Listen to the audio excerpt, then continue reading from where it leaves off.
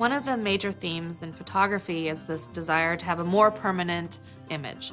You have the Woodbury type, you have the platinum print, very stable, very long-lasting processes. And then you also have the Pigment family of processes, the gum bichromate process and the carbon print process.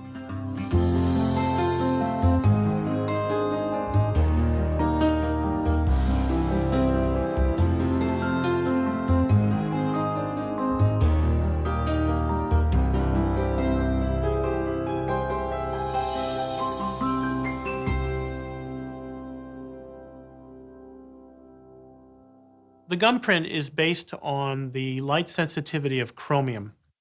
Mungo Ponton is the first person to really do experiments with the light sensitivity of this compound. Talbot himself experiments with chromium salts. He discovers that if you mix them with colloids, gelatin or gum, they harden when they're exposed to sunlight. Based on the work of Talbot, it doesn't take too much time for people to figure out that if we take a colloid like gum arabic and we put pigment into those, and then we sensitize those with chromium salts, we now have a medium that can be brushed onto paper, exposed to light under a negative. When we put this piece of paper in warm water, areas that are struck by light will harden, and that's where the dark pigment will be, and areas that are not struck by light will dissolve away, leaving the white of the paper. And so now we have a brand new printing process based on chromium. If you look at a gum print, the darker the picture, the thicker the deposit of gum. And the whiter the picture, the more you're getting towards the actual paper. So the image itself will have slight relief.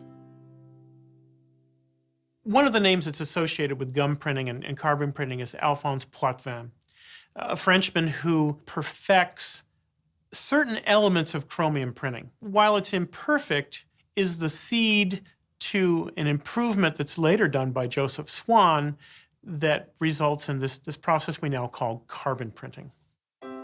It's essentially a piece of paper that's coated with gelatin that is bearing pigment. This thing is called the tissue. It's not tissue-like at all. It feels like a piece of plastic. The tissue is sensitized with chromium, is contact printed with a negative. The light striking the gelatin hardens the gelatin selectively. That tissue now is put into cold water. A second piece of paper bearing clear gelatin on the surface is put in contact with the tissue. They're slid into a tray with hot water. The unhardened gelatin with pigment ooze out the edges. It's softening because of the hot water.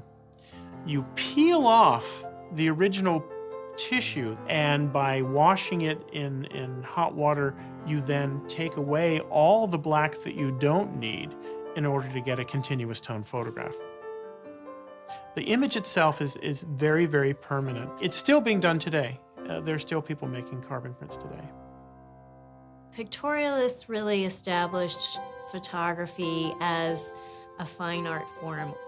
So they used things like the gum bichromate process or platinum prints that involved a lot of handwork and craftsmanship. So you really had a sense of the photographic object as something that was made by somebody.